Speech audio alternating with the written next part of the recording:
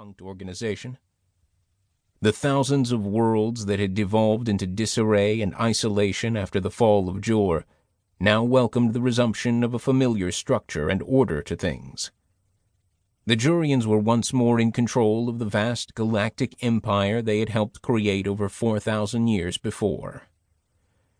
After the Battle of the Dissian Void, the humans had returned to the Far Arm, where they were now in the process of building their own small empire, free of any outside interference.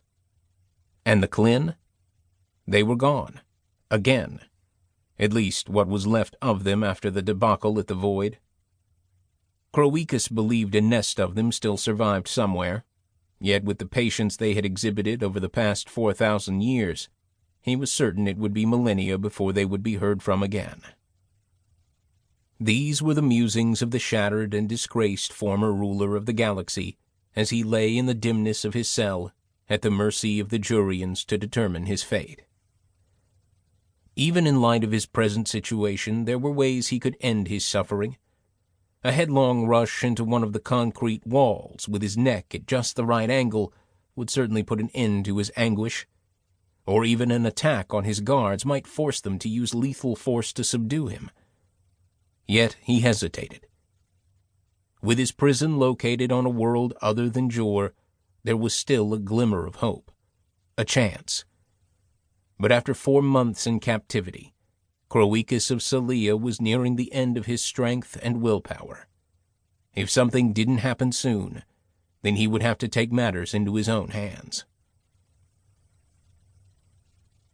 It was that special day of the week when the Jurians fed him a meat of some kind. Croecus couldn't believe his good fortune, and yet still he sat for several minutes staring at it, just in case the guards were toying with him. Finally, he accepted the fact that the guards had inadvertently failed to clear all the bones from the carcass, and now he was in possession of a thin, 2-inch-long piece of leg bone, splintered at the end into a fine point. The Selean had no problem locating his carotid artery. All mammals possess such an important conduit of blood to the brain.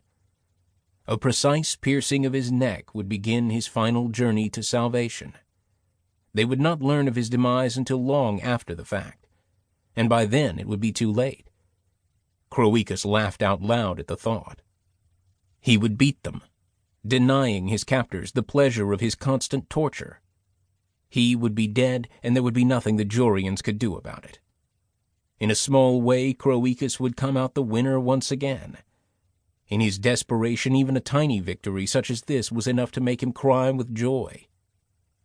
He would wait until the guards removed the tray, knowing they would not return for another full day, unless a torture session was scheduled.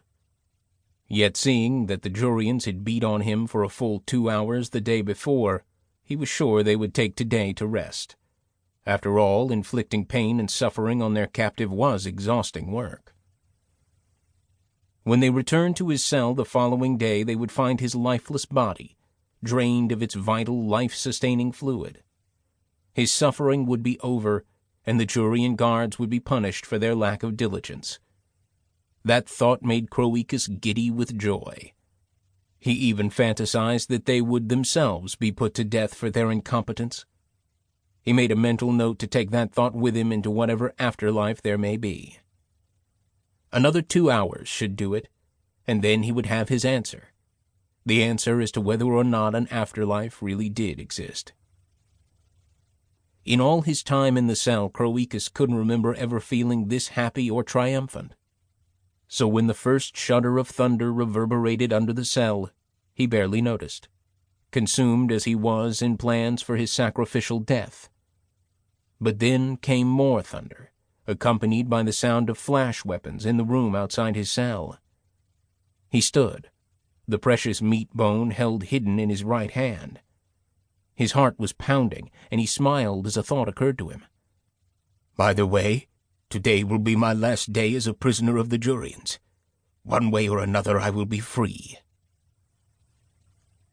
The electronic lock clicked, and as the heavy metal door swung inward, Croecus had to shelter his eyes against the bright glare flooding in from the room beyond. There was now a figure standing in the doorway.